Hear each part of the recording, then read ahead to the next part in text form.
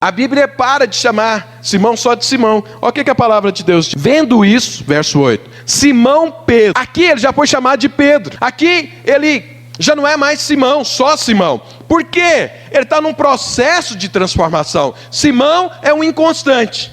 Pedro é o firme, o sólido. E tem um processo de lá até aqui. Ele ainda não era completamente firme, mas já estava se tornando. E o que é que ele fez? Deus, que na Bíblia está escrito que ele é Simão Pedro, ou seja, é um Simão inconstante, mas a caminho de se tornar um Pedro. Olha o que é que ele diz, e o que ele fez. Isso é o que definiu que ele estava a caminho de ser Pedro. Vendo isso, Simão Pedro prostrou-se aos pés de Jesus, dizendo: Senhor, retira-te de mim, porque sou pecador. Pois à vista da pesca que fizera, a admiração se apoderou dele e de todos os seus companheiros, bem como de Tiago e João, filhos de Zebedeu, que eram sócios. Disse Jesus a Simão: não temas, doravante serás pescador de homem. E arrastando eles os barcos sobre a praia, deixando tudo, seguiram. Então veja, mudou completamente a vida de Simão. Simão vivia aqui na praia.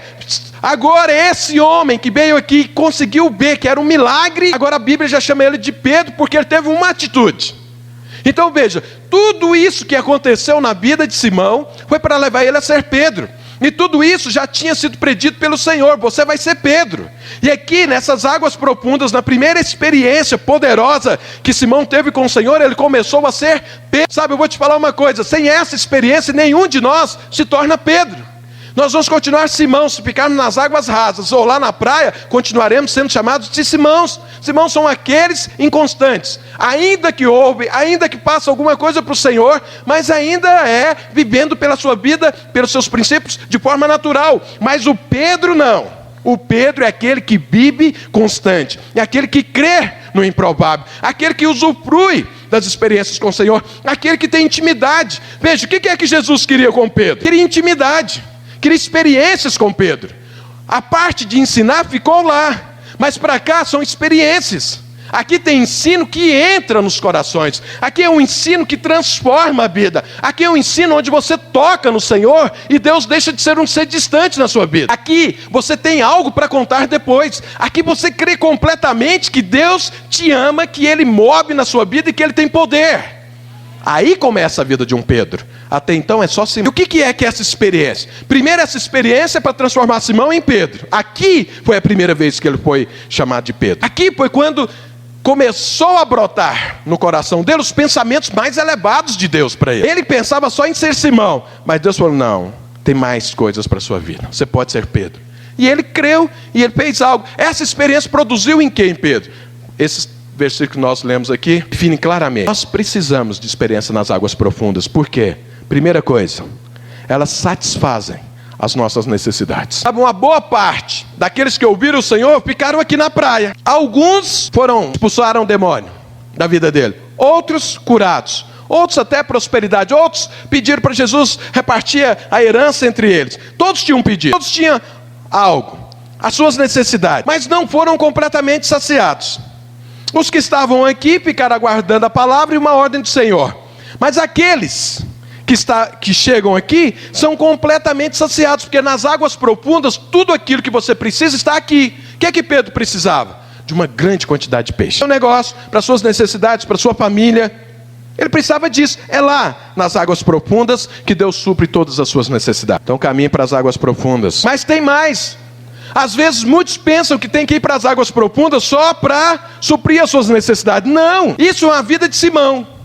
Lembra que Simão Pedro, é quando ele estava aqui. Começou a ser chamado de Pedro, mas ainda era Simão. Atender as necessidades ali naturais tem a ver com Simão. Mas acontece que outras coisas muito importantes aconteceram na vida de Pedro aqui. Quando ele viu o milagre, o que ele fez? A Bíblia diz que ele se prostrou aos pés do Senhor Jesus e diz: Senhor, afasta de mim, porque eu sou um pecador. Só nas águas profundas é que você tem uma visão correta de quem é você. A multidão acha que é muito boa, acha que não tem muita coisa para mudar. Eu me lembro uma vez conversando com uma pessoa, ele falou para mim assim: pastor, me fala uma coisa, por que eu tenho que estar lá na sua igreja? Eu não roubo, eu não mato, eu não adultero, eu sou uma boa pessoa, eu tenho caráter, faço as coisas corretas. Por que eu preciso estar na sua igreja, sendo que eu sou uma boa pessoa? Essa pessoa está lá na praia. Somente aqueles que chegam aqui nas águas profundas é que sabem que são pecadores. Porque ao ver a luz de Deus, ela brilha e ilumina. Somente quem está em escuridão não se enxerga. Quem está aqui, ainda que esteja ouvindo Jesus, é lá. Jesus está lá. A luz que chega aqui é tênue. E aí não mostra verdadeiramente quem é. Mas aqui não.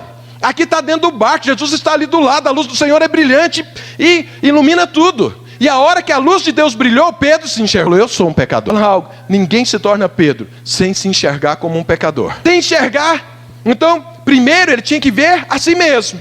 Quem eu sou? Eu sou um pecador que carece da graça de Deus, que carece da vida de Deus, que precisa desesperadamente de Deus. Sabe, enquanto eu não tiver essa visão, e essa visão só tem aqui. Não tem lá na praia e nem ali nas águas rasas. Tem aqui nas águas profundas. Eu enxergo quem eu sou. Essa foi a segunda coisa. Terceiro, o que é que aconteceu na vida também de Pedro aqui? Ele viu quem ele era e viu quem era Jesus. Olha como começou a história. Nas águas rasas, Pedro chamou Jesus de mestre. Alguém que conhece mais do que ele. Alguém que ele estava em dúvida se o que estava falando é certo ou não.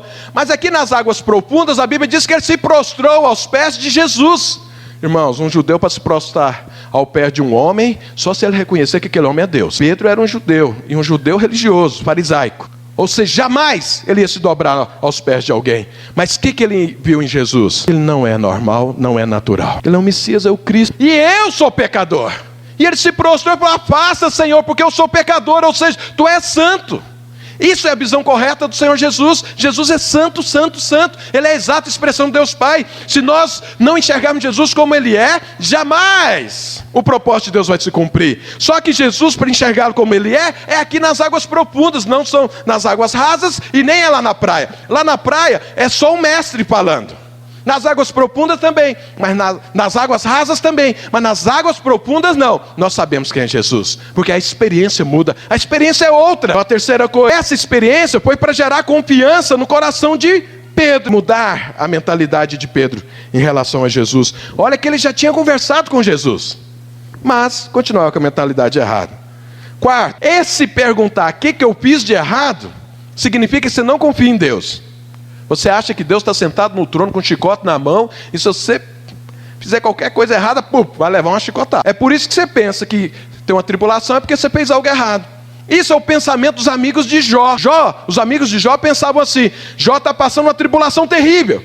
E os amigos falam: Jó, abre o coração, vai, fala o que você fez. Nós estamos em família, em casa, ninguém vai te crucificar, mas abre, fala, confessa o seu pecado. É impossível alguém passar isso sem não ter pecado. Deus depois repreendeu todos os amigos de Jó, porque falaram de Deus algo errado. O que é que eles falaram de Deus algo errado? Que Deus está no trono com o chicote na mão. Mas acontece que Deus está sentado no trono com a graça na mão, para oferecer aos seus servos, aos seus filhos. Crê no Senhor Jesus, crê no que eu fiz, crê no que eu mandei meu filho, creia que eu quero te salvar, eu quero restaurar a sua vida. É amor. A Bíblia diz que Deus não é justiça, Ele pratica justiça, mas Deus é amor. Pedro precisava, com essa experiência, confiar no Senhor. Por que ele precisava confiar no Senhor? Porque isso era só o começo da vida dele com Jesus. Jesus fez algo natural para que ele pudesse confiar, porque Jesus queria levá-lo ao mar de águas profundas, infinitamente mais profundas, e tem a ver com a eternidade. Agora, para Pedro seguir Jesus até a eternidade, Jesus deu primeiro uma experiência natural para ele. Nós precisamos sim das experiências naturais. Quantas o Senhor já me deu? Já fui curado de uma doença incurável. Deus restaurou também, doença também, meu filho, que os médicos já tinham desenganado e falaram: olha, seu filho vai ficar retardado. Eu falei: não creio nisso. Sabe quantas vezes assim, faltando recursos, Deus vem e faz algo naquela hora. Então assim, são coisas naturais para quê? Para que haja uma confiança no Senhor, para que quando Ele estiver me dirigindo para a eternidade, eu vá com o coração completamente confiando nele. Porque ir para a eternidade é infinitamente mais importante do que essa experiência natural. Mas começa aqui. As águas profundas começam aqui, no natural, mas o Senhor tem olhos, é para a eternidade. Onde Ele quer nos levar é para a eternidade. Mas para seguir Jesus, eternidade afora, eu preciso conhecê-lo e ter confiança aqui, em algo natural. Isso aconteceu ao ver essa experiência. Falou para Jesus: afasta-se de mim. Mas depois seguiu Jesus e largou tudo. Por quê? A confiança foi estabelecida.